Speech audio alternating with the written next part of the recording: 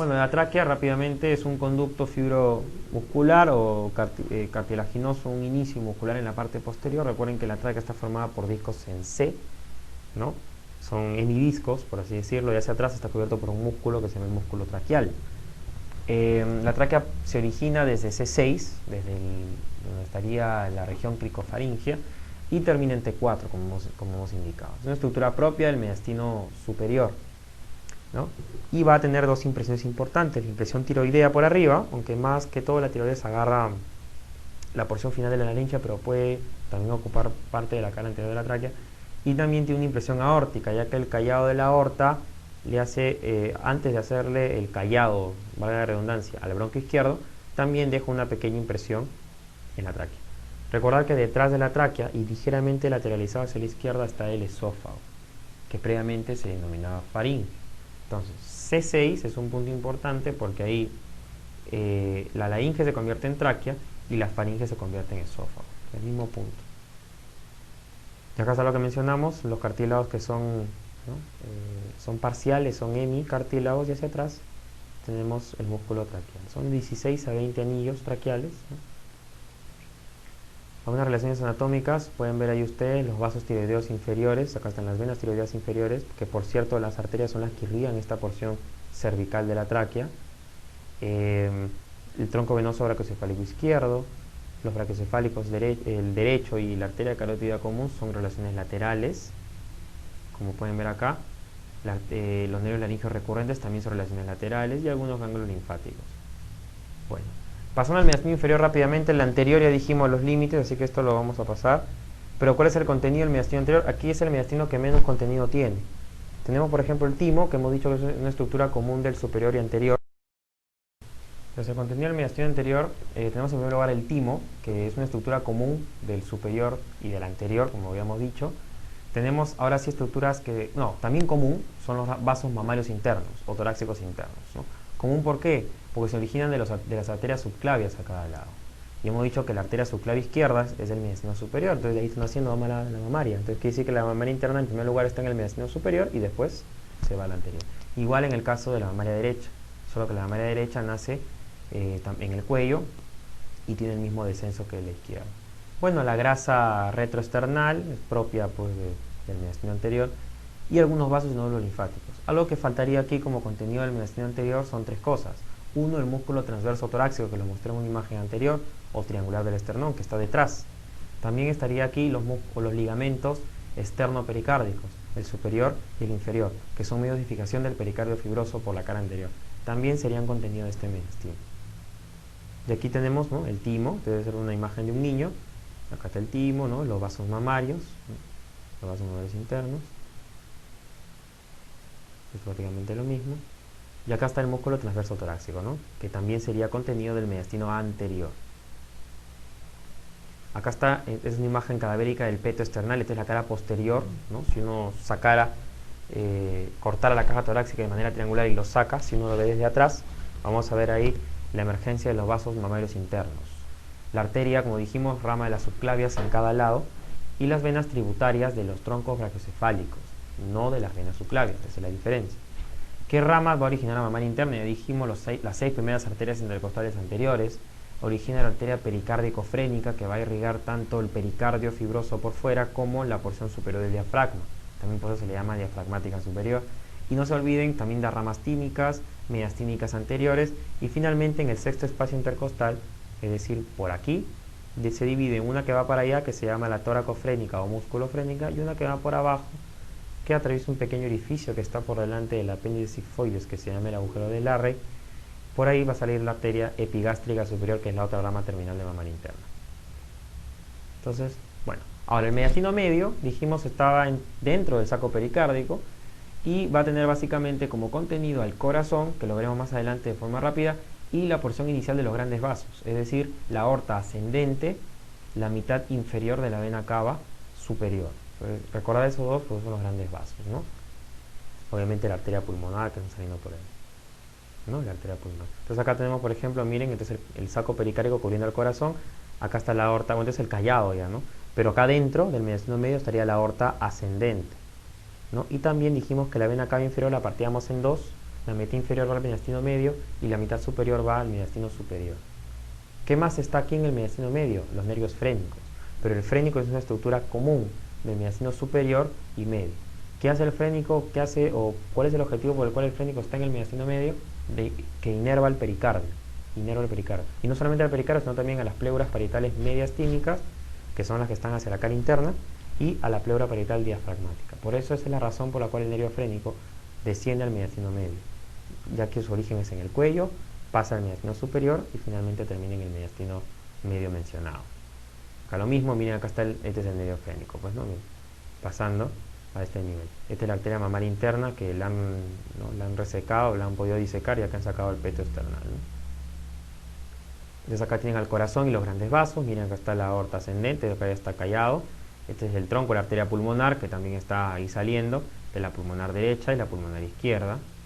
Y una vez adelantando, ¿qué diferencias hay entre la arteria pulmonar derecha e izquierda? La arteria pulmonar derecha es un poco más larga y gruesa. ¿Por qué? Porque la arteria pulmonar sale hacia la izquierda. En el momento de salir, sale hacia allá, hacia la izquierda. Entonces, la arteria pulmonar derecha va a ser más larga, la izquierda va a ser más corta. La arteria pulmonar derecha pasa delante del bronquio derecho. La arteria pulmonar izquierda cabalga el bronquio izquierdo. La arteria pulmonar derecha da 3 ramas, porque el pulmón derecho tiene 3 lóbulos, superior, medio e inferior. Sin embargo, la arteria pulmonar izquierda da 2 ramas, porque son solamente 2 lóbulos. ¿Ya? Esas son algunas diferencias. ¿Qué otra diferencia más? Que la arteria pulmonar izquierda tiene el ligamento arterioso, que es la unión de la aorta, el callado, con la pulmonar izquierda, aunque también algunos lo grafican como la unión de la aorta con el mismo tronco de la arteria pulmonar. Sin embargo, la pulmonar derecha no tiene ligamento arterioso. Entonces son las diferencias más importantes de la arteria pulmonar. Acá está la cava superior, que dijimos que llegaba a su mitad superior al mediastino superior, mitad inferior al mediastino medio.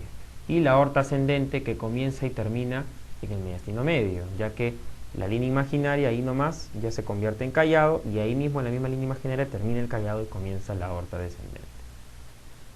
Finalmente el mediastino posterior, ya dijimos los límites, así que pasamos esto.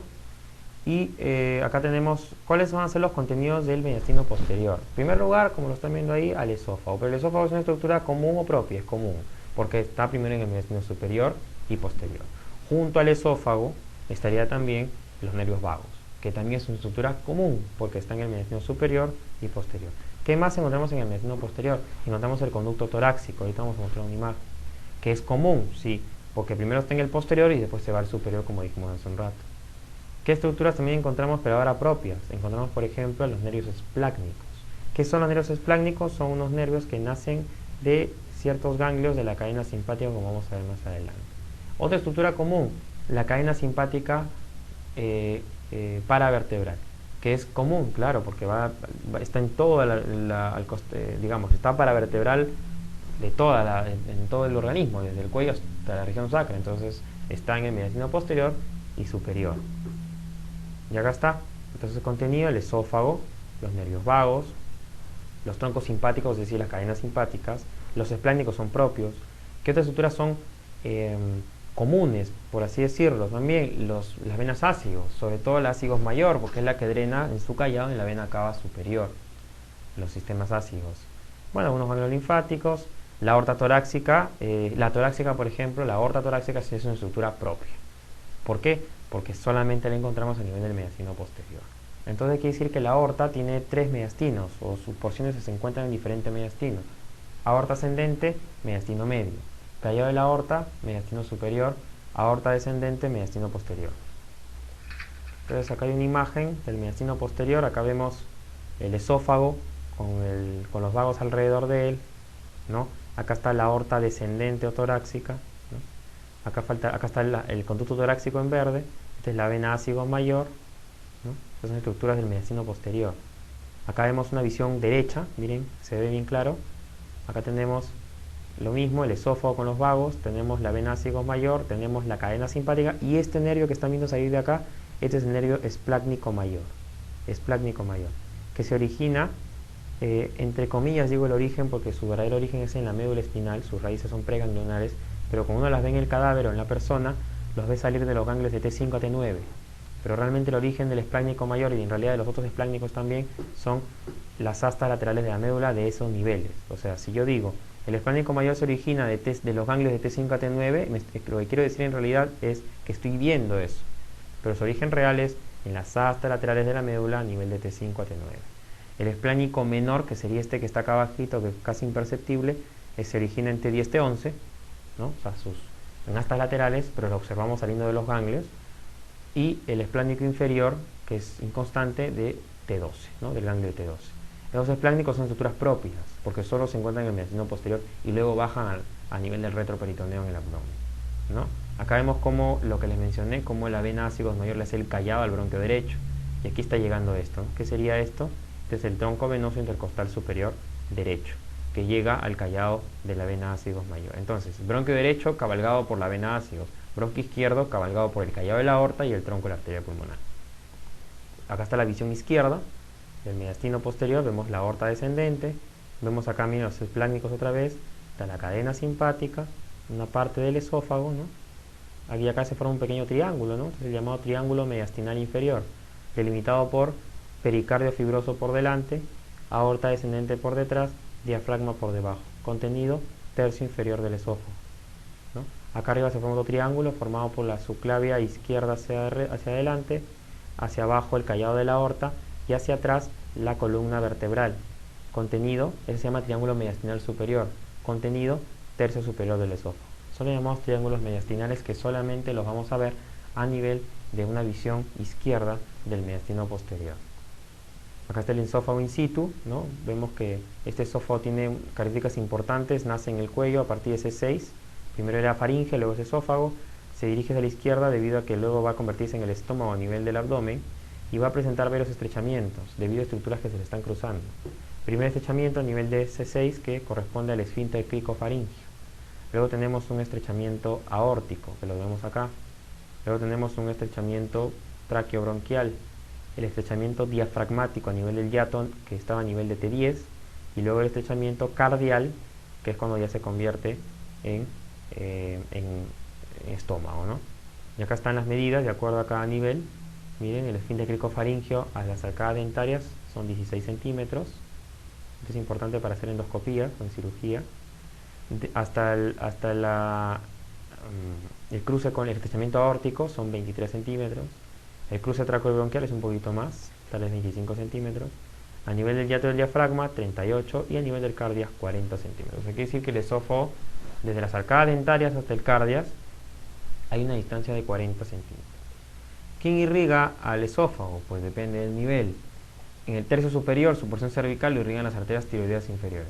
En el tórax es irrigado por la arteria aorta, ramas esofágicas de la aorta.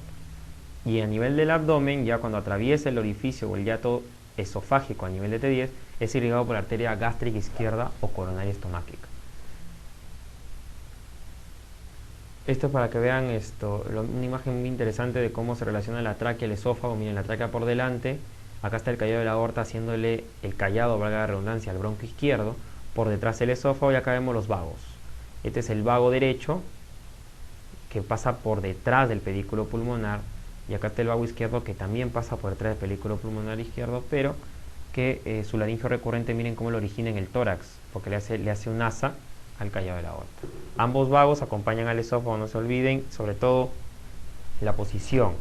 Eso puede ser pregunta, ¿no? El vago izquierdo se vuelve anterior, el izquierdo, perdón, se vuelve anterior y el vago derecho se vuelve posterior. ¿No? Acá lo mismo, una imagen cadavérica para que vean cómo se ve el esófago. Esta es una visión posterior, miren cómo está el esófago aquí y la aorta, ¿no? Y estos orificios que tiene la aorta no es otra cosa que los orificios de las arterias intercostales posteriores ya mencionados. Estas son estructuras del mediastino posterior. Aquí, ¿qué nivel de vértebra sería este nivel? Sería C6. Pues acá era faringe, entonces faringe son los constrictores, y abajo ya es esófago. De lo mismo, un corte, para que vean, ¿no? Mediastino medio, miren cómo el medio está ocupado por el corazón enteramente, y el posterior, miren la aorta torácica, el esófago, ¿no? Los ácigos, etc. De lo mismo con respecto al esófago. Esta es la porción distal del esófago, ¿no? Cómo atraviesa el hiato del diafragma a nivel de T10, y acá viene ese estrechamiento cardial, ¿no? Y ya se convierte pues en estómago. A este nivel el esófago está irrigado por la arteria gástrica izquierda. Aquí arriba, irrigado por las ramas esofágicas de la aorta. y a nivel del cuello no se olviden por las arterias tiroideas inferiores, que son ramas del tronco tirocervical de la subclavia. Y acá está, pues la irrigación que les mencioné, por arriba tiroideas inferiores, en el tórax, que es lo que nos interesa ahora, por la misma aorta, y a nivel ya abdominal irrigado por la gástrica izquierda o coronaria estomáquica. Acá está cómo está siendo irrigado por acá, ¿no? Por la aorta, a nivel del tórax, y a nivel del abdomen por la coronaria estomáquica. Y estas se van a anastomosar. Obviamente también a nivel del abdomen está irrigado por la arteria subdiafragmática izquierda, que es esta que están viendo acá que se está ocultando, ¿no? Hay dos subdiafragmáticas que son ramas de la aorta ya abdominal, la derecha y la izquierda. La izquierda pasa detrás del esófago abdominal, pero también la irriga. Entonces hay dos arterias a nivel del abdomen que irrigan al esófago, la gástrica izquierda y la subdiafragmática izquierda. Esta es la inervación, que básicamente está dada por fibras, si son simpáticas, nacen pues de la cadena simpática paravertebral hacia los costados, y si es parasimpático hablamos de los nervios vagos, ya que el vago es parasimpático por excelencia, y va a estar rodeando al vago formando el llamado plexo esofágico, ¿no? Acá está, esto ya lo hicimos, son las diferentes estrecheces, acá se ve más bonito incluso. Primero a nivel de C6, acá está el músculo constrictor, desde el esfínter cricofaringio. Luego tenemos el aórtico, el estrechamiento aórtico, el estrechamiento bronquial, el estrechamiento diafragmático a nivel del hiato y el estrechamiento a nivel del cardias. Bueno, las venas ácidas ya las conocen, ya hemos visto hace un instante cómo se forman, también es parte del mediastino posterior. Algunos nódulos linfáticos retro a nivel del tórax, o sea, a nivel ya mediastinales posteriores, ¿no? Esto ya lo vimos. Acá se ve más bonito como, esto es una visión posterior, ¿no? Miren, este vago, ¿qué vago es? El vago derecho. ¿Por qué es el derecho? Porque está yéndose hacia atrás del esófago, es una visión posterior, ¿no? Esto es solamente para remarcarles la importancia del drenaje venoso del esófago con respecto a las varices esofágicas, por ejemplo, en pacientes cirróticos, ya que el drenaje venoso, en el caso sobre todo a nivel ya del cardias, que es la porción ya prácticamente distal del esófago, drenan pues a la vena porta, entonces esta se puede dilatar y puede provocar varices en la parte de arriba, ya que las venas todas estas toman contacto entre sí. Bueno, esto ya hemos visto, la aorta torácica que origina las arterias intercostales posteriores, ¿no? Hemos dicho desde la 4 hasta la 12. Y acá están, como ven, qué bonito, miren cómo salen todas las arterias desde la aorta, ¿no? Yéndose a qué parte de la costilla, al surco subcostal, o sea, debajo de la costilla. Acá está lo mismo, como van a dar sus ramas.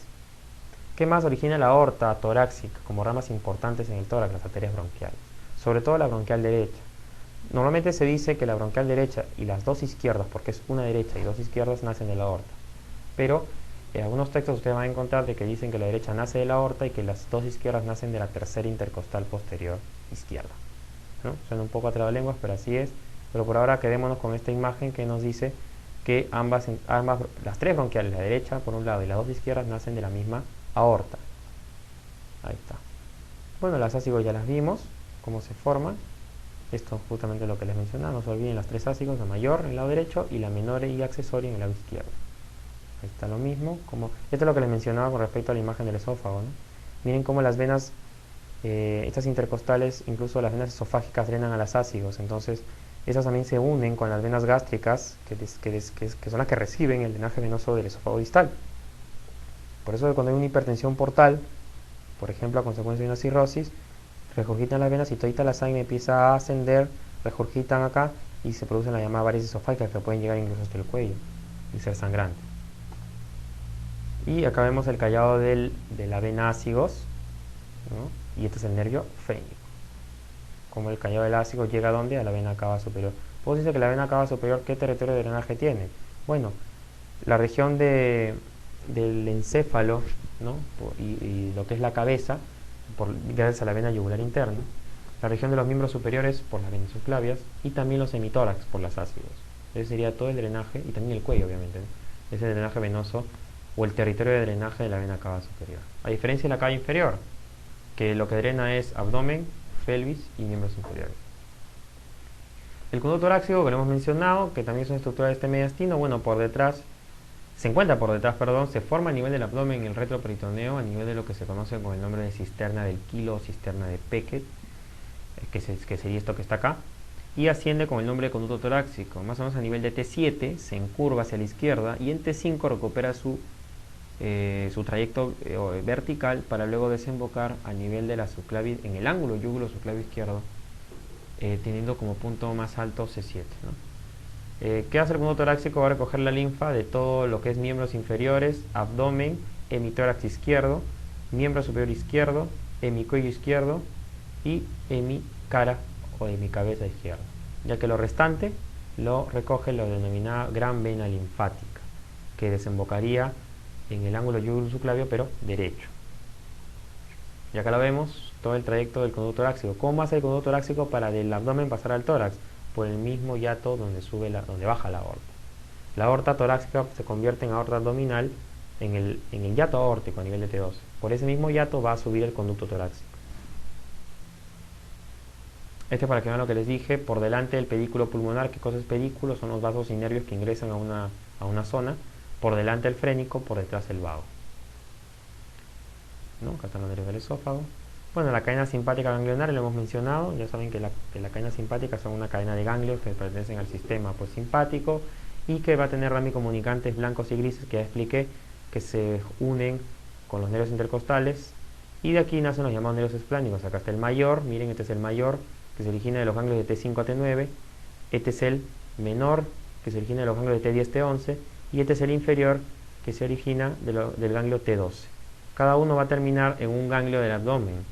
El esplánico mayor termina en el ganglio celíaco o ganglio semilunar. El esplánico menor termina en el ganglio aórtico renal.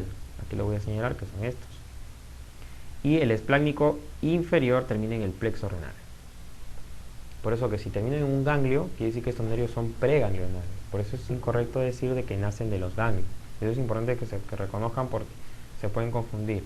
Por ejemplo, lo repito, el esplánico mayor, decimos, se origina de los ganglios T5 T9, pero no es que se origine de los ganglios, sino que aparentemente así lo vemos en el cadáver, pero realmente se origina de las astas laterales de nivel T5 T9. El esplánico menor, asta lateral de T10 T11, y el esplánico inferior, asta lateral de T12, y descienden y se van al ganglio respectivo que ya mencioné. El mayor al ganglio celíaco, el menor al aórtico renal y el inferior al plexo renal. Esta imagen que bonita, miren, para que vean cómo está el nervio intercostal con su raíz comunicante blanco y gris. Este es el blanco, y el de acá arriba el gris. El blanco, que era preganglionar, llega al ganglio, el gris sale del ganglio y regresa al nervio. La comunicación que hay entre los nervios intercostales con las cadenas simpáticas. Y acá está el van, vena, arteria, nervio, justo debajo, ¿no? Debajo de la costilla correspondiente. Esto ya lo vimos. Esto para que vean solamente cómo los yatos, ¿no? No olvidar, yato de la cava inferior, T8, yato del esófago y nervios vagos, T10, yato de la aorta y conducto torácico, T12. ¿Y quién más acompaña la vena cava inferior en su yato? El nervio frénico derecho. Por lo tanto, el frénico derecho sí atraviesa el diafragma. ¿Por qué atravesará el diafragma? Aparte de darle inervación, porque va a terminar también en el ganglio semilunar o ganglio celíaco derecho, junto con el esplánico mayor derecho. Bueno, rápidamente las pleuras y los pulmones, ya conocen qué es la pleura. La pleura pues es la membrana serosa que va a cubrir a los pulmones y los va a proteger. Hay una pleura parietal y una pleura visceral. La pleura parietal pues es la que se encuentra en la pared, por eso se llama así. Tiene 4 partes: la pleura apical o cervical, también llamada cúpula pleural, la pleura costal, la pleura mediastínica y la pleura diafragmática. Sin embargo, la pleura visceral pues solamente se introduce en la cisura de los pulmones y los cubre. Entonces la cavidad pleural vendría a ser el espacio comprendido entre ambas pleuras. No es visible radiográficamente y es susceptible a estirarse y a tensarse, ¿no? Entonces, ¿quién irriga la pleura parietal? Bueno, la irrigación deriva de varias arterias, por ejemplo, los vasos intercostales. ¿A qué parte de la pleura irrigarán los intercostales? A la pleura costal, obviamente. Los mamarios internos, también parte de la pleura costal. Las arterias pericárdico-frénicas, por ejemplo, irrigan, o sea, la mamaria interna básicamente también irriga también la pleura mediastínica. La pleura visceral, bueno, va a estar irrigada básicamente por las arterias bronquiales. Recordad que las arterias bronquiales no solamente irrigan a los bronquios, sino también irrigan a los pulmones de manera nutricia, es decir, simplemente le llevan oxígeno por la sangre. Porque la parte funcional de los pulmones está por la arteria pulmonar, que a pesar de ser arteria lleva sangre venosa, eso ustedes ya lo conocen. Y bueno, ya está, ¿no? Después, bueno, aquí hay una imagen de las pleuras, una imagen del Gray, cómo se ve las cavidades pleurales, ¿no? Y acá hay el orificio para que vendría a ser el ilio para que ingresen los vasos, ¿no? Acá en una imagen, una proyección, lo que está en celeste vendría a ser la pleura del lado derecho y de la izquierda, y como adentro se encuentran los pulmones. Acá lo mismo pero visto desde atrás. Esta imagen para que puedan ver, miren, esta es la pleura mediastínica, porque acá está el mediastino, ya sabemos que es el mediastino. Esta de acá es la pleura costal, que toma contacto con las costillas. Acá nos faltaría ver la pleura diafragmática, que está en contacto con el músculo diafragma, con su cara superior. Y nos faltaría ver la pleura apical, que se extiende hasta 2.5 centímetros por encima de las clavículas. Y acá la tenemos, ¿no? Acá está, esta es la pleura diafragmática, que está en la cara superior del diafragma, y la cúpula pleural, que incluso se extiende hasta por arriba de la clavícula, o sea, hasta el cuello.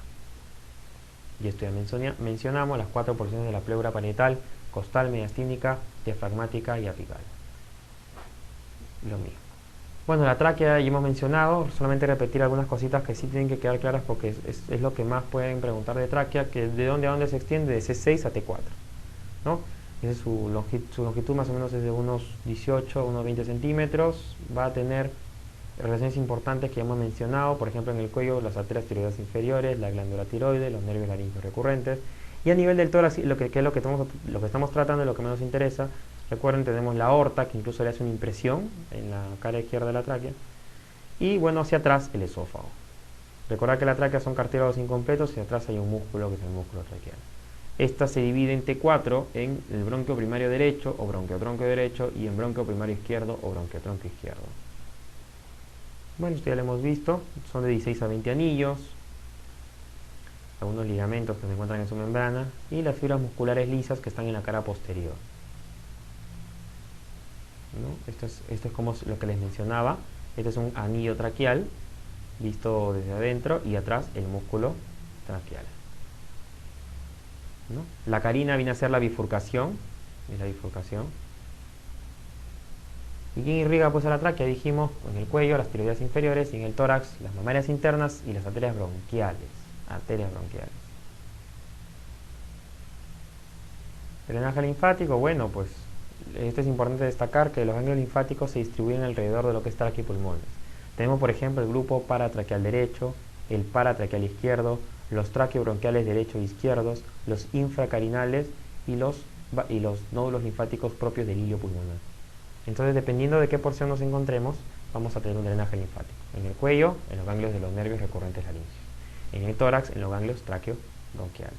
Obviamente el pulmón, todo su drenaje linfático va a estar dado hacia los ganglios del hilio, que subirán hacia los traqueobronquiales para luego estos ir respectivamente, si es a la derecha, a la vena linfática, y a la izquierda al conducto torácico. Bueno, los bronquios, también rápido, recuerden, la mnemotecnia es poner la mano así, o sea, igual que yo. El bronquio derecho es corto, ancho y vertical. El bronquio izquierdo es largo, horizontal y delgado, ¿no?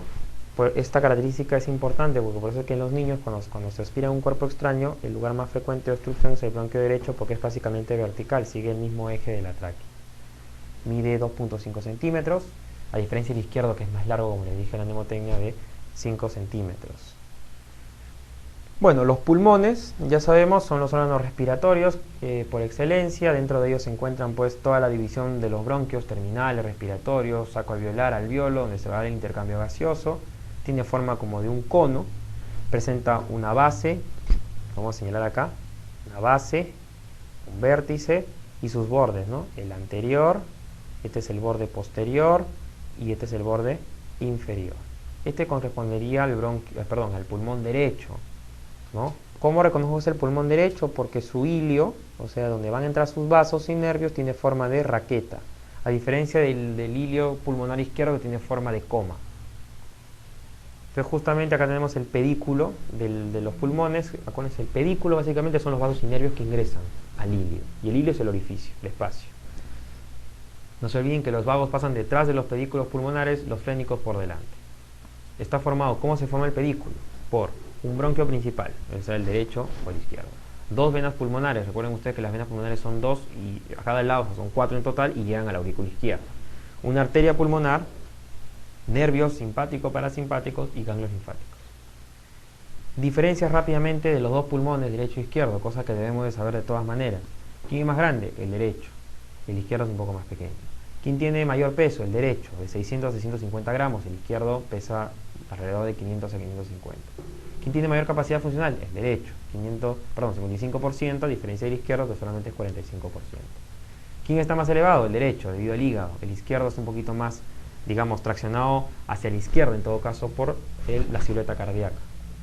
El derecho tiene una sola arteria bronquial, el izquierdo tiene dos, ya vimos por qué. Dos fisuras tiene el derecho, la oblicua y la horizontal, ¿no? La oblicua, que es común para los dos, y la horizontal, que es propia para el derecho. El hilo pulmonar, como les dije, tiene forma de coma en el derecho, y, perdón, acá es al revés, acá había una confusión. El pulmonar, más bien, el lado derecho es en forma de raqueta y el izquierdo es en forma de coma. Y la disposición de los elementos vamos a ver en un ratito. ¿Qué es importante también destacar de los pulmones? Las impresiones que tiene. Y esto es bien simple. El pulmón derecho tiene más relación con venas, porque en el lado derecho más que todo tenemos aquí, tenemos por ejemplo acá la cava, tenemos la impresión de que le hace la vena ácigos, pero ¿quién más le hace una impresión al esófago? Perdón, al pulmón, el esófago, también la arteria subclavia izquierda, parte de la carótida izquierda. Son las estructuras que dejan impresiones, dejan huella en el pulmón derecho. Son a predominio venoso en el lado derecho. Si vemos el lado izquierdo son a predominio arterial, miren ustedes. Se repite el esófago, sí, pero acá en vez de las venas encontramos toda la aorta torácica. Miren cómo prácticamente le deja una gran impresión al pulmón izquierdo. ¿Quién más? El tronco venoso brachiocefálico derecho. La arteria subclavia derecha. Son estructuras que dejan impresiones en ambas caras internas de los pulmones. Bueno, lo que dijimos, las dos fisuras del pulmón derecho, la fisura oblicua, que es esta de acá, que básicamente se inicia en T4, eso también vendría a ser una característica más para que agreguen en T4, y la fisura horizontal que se proyecta a nivel de la sexta costilla, ¿no? Perdón, la cuarta costilla, o sea, la horizontal se proyecta en la cuarta costilla y la oblicua se origina en T4, pero sigue el borde inferior de la sexta costilla. ¿Qué me divide la oblicua? Me divide pues acá, miren, en el medio del inferior. ¿Qué me divide horizontal? Lóbulo superior del medio. Sin embargo, en el lado izquierdo solamente está la fisura oblicua que me divide los lóbulos superior e inferior de ese pulmón. Bueno, las caras del pulmón. Una cara interna, que es esta, que es la cara mediastínica. La cara que estaría para el otro lado, que es la cara externa o costal. Y esta, que es la cara que es media cóncava, que es la cara diafragmática, porque toma contacto con el borde superior del diafragma. ¿Cómo está? Este es el pulmón izquierdo. ¿Qué forma tiene el hilio? Tiene forma de coma. ¿Cómo es la disposición de los vasos, o sea, del pedículo? El bronquio está al centro, la vena pulmonar superior por delante, la otra vena pulmonar inferior va abajo y la arteria pulmonar va arriba del bronquio. Eso es en el lado izquierdo. ¿Por qué la arteria está pintada en azul? Porque la arteria lleva sangre no oxigenada. Sin embargo, las venas están pintadas de rojo porque llevan sangre oxigenada hacia el corazón. En el pulmón derecho es diferente. Tenemos al bronquio aquí y ahora la arteria va adelante, ya no arriba, va adelante. Y las venas pulmonares, una por delante y otra por debajo, ¿no? La forma que tiene, forma de raqueta. Ese es el pulmón derecho. Lo mismo como están distribuidos los pedículos. Aquí como ingresan también los bronquios, ¿no? Y la entrada de la arteria pulmonar y de las venas pulmonares a sus respectivos ilios. Recuerden ustedes que el hilio, cuando se prolonga hacia abajo, forma el denominado ligamento pulmonar, que es un elemento de fijación también del mismo pulmón, pero sobre todo de los vasos que ingresan al hilio. El ligamento pulmonar. Esto ya lo vimos. También cómo está formado el pedículo, ¿no? Y esto es lo más importante, creo, de todo pulmones: la segmentación. Esto tenemos que saberlo porque lo preguntan siempre, y sobre todo pues si hacen preguntas de, por ejemplo, en cirugía de tórax, ¿no? Si hay una lesión en el lóbulo superior, ¿qué segmentos se pueden comprometer? Y así. Tenemos que en realidad son 18 segmentos, en realidad son 20, solo que hay dos que se han fusionado en el izquierdo, pero son bien simples de recordar, solamente hay que ver la posición y darle el número y el nombre respectivo. El pulmón derecho tiene 3 lóbulos, ¿no? Lóbulo superior, lóbulo medio y lóbulo inferior. El superior tiene 3 segmentos, o sea, vienen a ser los bronquios secundarios o bronquios segmentarios estos. 1 apical, 2 posterior, 3 anterior. Entonces, apical, posterior, anterior. Ese es el lóbulo superior derecho. Lóbulo medio, lateral, medial, 4 y 5. Y el lóbulo inferior es AMALP, o sea, apical, medio basal, anterior basal, lateral basal, posterior basal, ¿no? AMALP, para recordar. Entonces son 10 segmentos. Quiere decir que el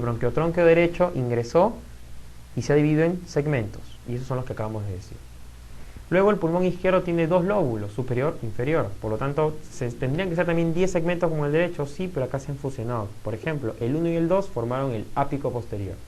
3 es anterior. 4 lingular superior, 5 lingular inferior.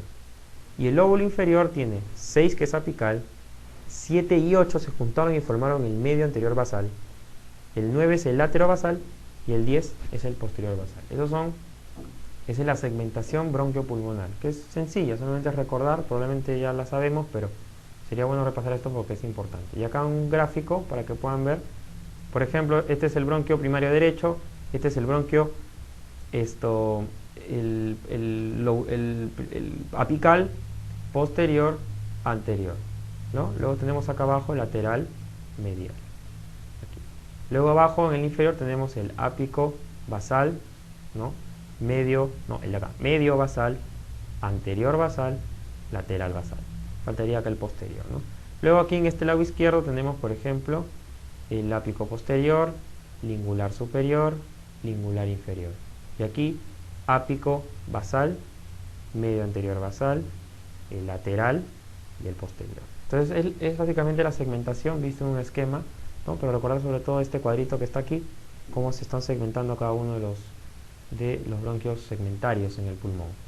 Bueno, la irrigación ya sabemos, simplemente recordar doble irrigación en el caso de los pulmones, la nutricia dada por las arterias bronquiales, ramas de la aorta, hemos dicho que es una de la derecha, una es al lado derecho, una arteria bronquial, en el izquierdo son dos, van a irrigar de forma nutricia, van a dar oxígeno al pulmón.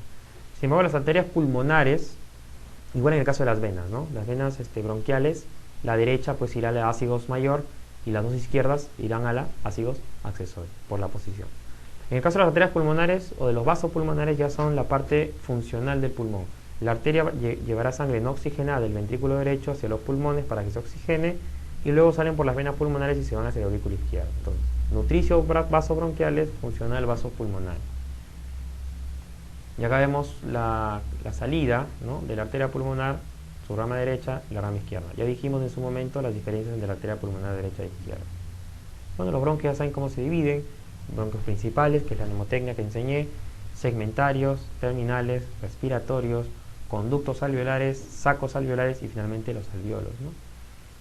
Básicamente los alveolos que están constituidos por los neumocitos. El tipo 1 pues ya saben que es el que realiza el intercambio gaseoso y el tipo 2 que produce el surfactante que evita el colapso.